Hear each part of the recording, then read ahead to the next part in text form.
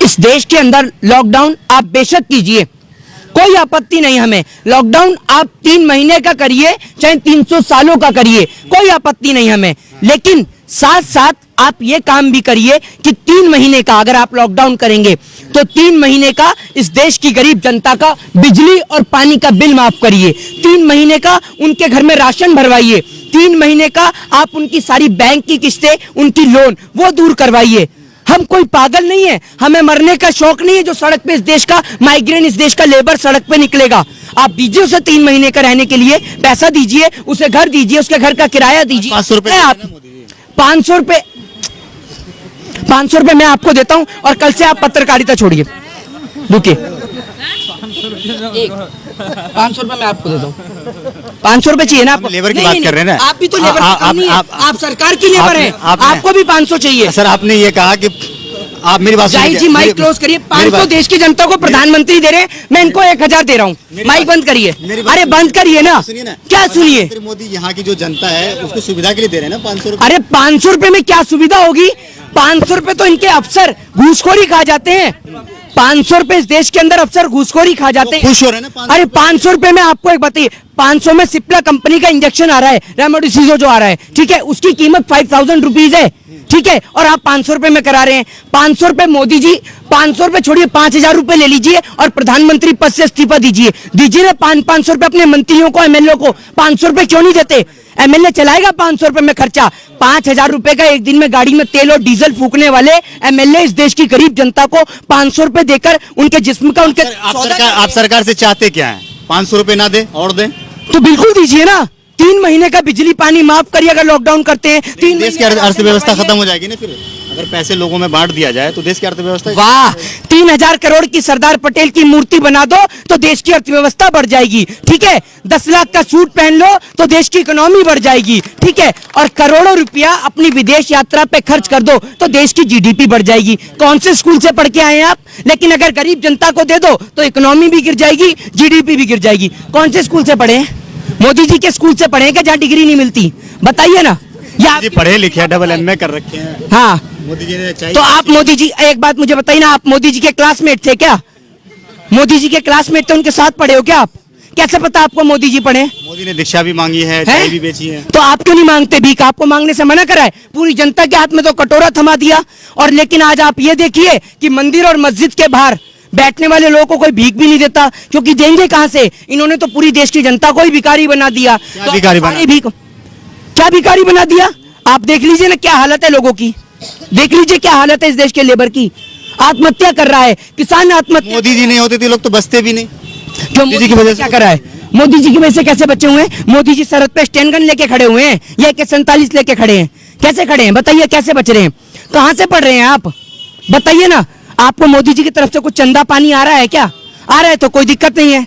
आप 500 में घर चलाने की बात करें, 1000 रखिए। आज से डेली हिंद बंद अनाउंसमेंट कर रहे हैं आप, डेली हिंद बंद। नहीं आप क्या बताइए ना, क्या बताएं? यहाँ पे काम तो कर रहे हैं ना, जिस तरीके से उन्होंने 2 करोड़ रोजगार का वादा भी किया था कि हम 2 करोड़ रोजगार देंगे। हाँ, तो जो किसान है उनकी आय दोगुनी करेंगे। हाँ, थोड़ा सा ऐसा है ना, अभी चंद्रमा जो है गंदा पड़ा हुआ है ना, ये मंगल गंदा पड़ा है, वहां पर झाड़ू लगा रहे हैं। 2 करोड़ लोगों को वहां रोजगार मिला है। हिंदुस्तान की जगह क्या पाकिस्तान में रोजगार दे के आए हैं? 2 करोड़ कहाँ मिला है रोजगार? भीख मांगना आज देश मजबूत तो हो रहा है ना, पाकिस्तान थर-थर कांप रहा है। वाह, ये तो मैंने सुना ही नहीं था। बहुत खूब, सुनिए, आप कह रहे हैं देश थर-थर कांप रहा है, ठीक है। एक बात बताइए, भारत देश के नागरिक जब ऑस्ट्रेलिया जा रहे हैं तो उनके साथ क्या हो रहा है? पता चल रहा है आपको? बताइए क्या हो रहा है?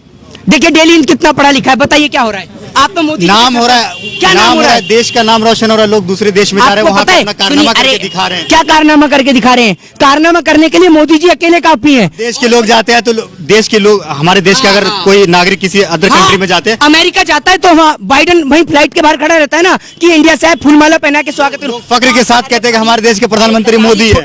दलाली छोड़िए, थोड़ा सा देश की ओर ध्यान दीजिए। और भारत से ऑस्ट्रेलिया जाने वाले लोगों को वहां पकड़ा जा रहा है और बंद किया जा रहा है जेल में, और आप सत्ता जी की दलाली कर रहे हैं। कोविड की वजह से तो सबको क्वारंटाइन किया जा रहा है ना। क्वारंटाइन करके जेल में कौन डालता है? आपको देखा है कभी क्वारंटाइन करके जेल में डाला जा रहा है? बताइए ना, क्या हूँ, कहाँ डाला जा रहा है जेल में? बताओ। अगर कोई क्राइम करता तो क्या उसको डाले नहीं, जेल में नहीं डाले? मतलब भारत से ऑस्ट्रेलिया जाना क्राइम है? कौन सी IPC कौन से आर्टिकल के तहत है? सबको तो नहीं कर रहे ना, कोई सभी को कर रहा है। क्राइम करते हैं उसी को क्या हाँ, दिखाइए। ना भारत टाइम्स की आपको रिपोर्ट दे दूं और ये देखो डेली कितना पड़ता है, ये पूरे देश को दिखा दूं। आप मोदी जी की इतनी भी दलाली मत करिए जरा मेरे भाई। ये देखिए ना भारत टाइम्स की रिपोर्ट है, ना भारत टाइम्स की, पढ़ लीजिए आप। कैमरा में दिखा दीजिए। कैमरा में नहीं, पहले आप पढ़ लेंगे तो पूरा देश भी पढ़ लेगा। कैमरा में दिखा लीजिए। ये देख लीजिए आप ना आप। ये नौबत आई कहाँ से? आज किसी अदर कंट्री में हमारे देश के नागरिक जाते हैं तो ये नौबत आई ये कहाँ से? नौबत इसलिए आई है क्योंकि देश के जो प्रधानमंत्री हैं वो एक शक्तिशील प्रधानमंत्री हैं, ठीक है। वो उन्हें बिरयानी पसंद है तो पाकिस्तान पहुंचते हैं, और अमेरिका में डोनाल्ड ट्रंप थे तो पहले अमेरिका पहुंच जाते हैं। तो आप ही देखिए, आप ही कह रहे हैं कि देश में विदेश में डंका बज रहा है, पापा का डंका बज रहा है, कितना तगड़ा डंका बज रहा है, आप देख ही रहे हैं डंका कितना तगड़ा बज रहा है। तो दलाली छोड़िए, देश के लोगों के लिए बात करिए। आखिरी सवाल आपका खत्म ही आप नहीं होती। आखिरी सवाल नंदीग्राम से जो है ममता बनर्जी जीत जाती है, बाद में पता चलता है कि ममता बनर्जी हार गई है, तो क्या एक नंदीग्राम सीट हारने से ममता बनर्जी की हार हो गई है?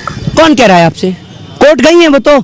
और आप ये देखिए, पहले उनको बधाई दे दी जाती है जीत की, बोल दिया जाता है आप जीत गई, फिर उसके बाद में अनाउंसमेंट करी जाती है कि वो हार गई। सेम बिहार वाला प्रोसेस, सेम बिहार वाला। तो जिम्मेदार कौन है जिम्मेदार? कौन? गलती किसकी है? नेहरू की, नेहरू की गलती है। नेहरू जी अभी है कहाँ? तो ये बीजेपी वालों से पूछो ना, बीजेपी वाले तो हर बात में नेहरू की गलती बताते हैं, तो मैंने भी बोल दिया। और आपको तो पता ही है कि मैं भी अभी स्विट्जरलैंड से आ रहा हूँ।